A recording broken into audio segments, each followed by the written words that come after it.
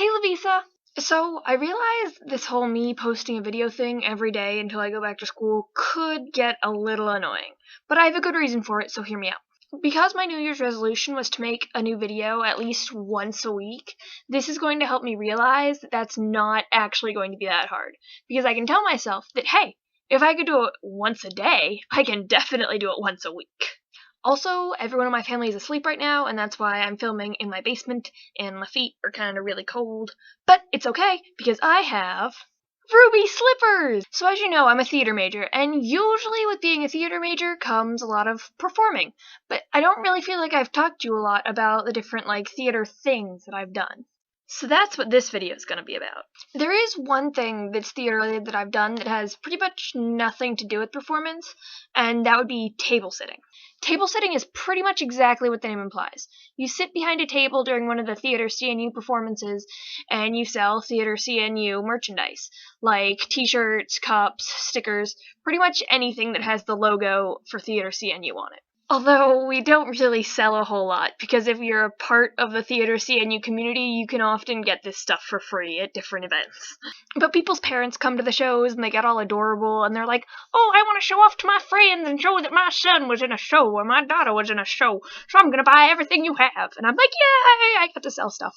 I've also been really involved in student initiative theater, so much so that one of the members of the executive board for student initiative theater has offered to give me and my friend Jessica a plaque at the end of the year for being so dedicated. Now, student initiative theater does some really cool stuff. Theoretically, once a month, they host play readings, but they've only done 2 of those, but I've gone to both, and they've been really cool. Basically, what we do is we sit in a room with a bunch of scripts, and we each pick a different character, and we just read for that part.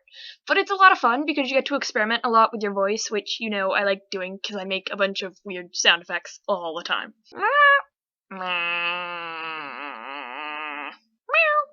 I probably make those noises at least once a day.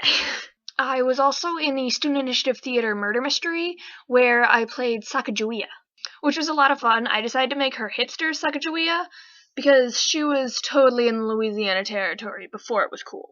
The Thanksgiving Murder Mystery was really fun, though.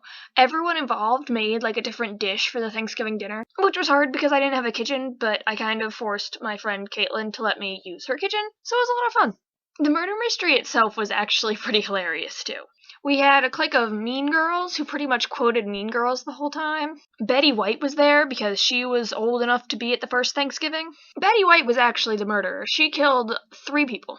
Although technically, if you go by the real ending of our murder mystery thing, she killed everyone because she gave us all syphilis. It was a college theater thing. What can I say? Had to die of syphilis. Should have had, Oprah be the murderer or something, so she could be like, and you get a syphilis, and you get syphilis, and you get syphilis, you all get syphilis.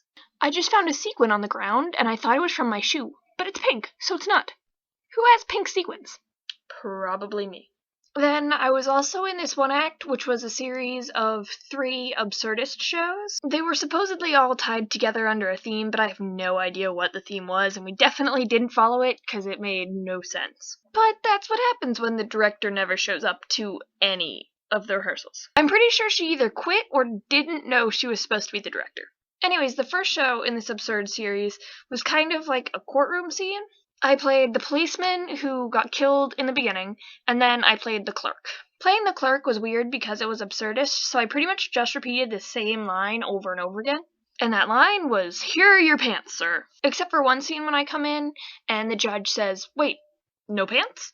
And everyone thought that it would actually be really funny if I ran on stage without pants on, but I was like, nope, I'm gonna wear boxers at least. Another college theater thing. During the scene in the actual show when I was supposed to come in without pants on, I tripped because someone left a stage weight in the middle of the floor, and I kind of stumbled on stage and everyone thought my character was supposed to be drunk.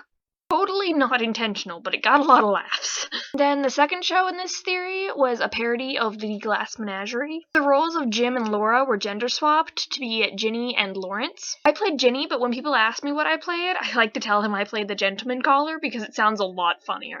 The third show in this series kind of made fun of Greek tragedies, but because I had such a big role in the other 2 shows, I had a very small role in this one. I played a clacker, as spelled there. We don't generally have clackers in the theater anymore, but they were really popular in the 18th century. Clackers were hired to sit in the audience and laugh or cry or applaud at different appropriate points during the show to help engage the audience. Because mob mentality often dictates that your enjoyment of the show is actually based off the other members of the audience's enjoyment of the show. So they would plant people in the audience to act like they were really enjoying the show so that everyone else would really enjoy the show.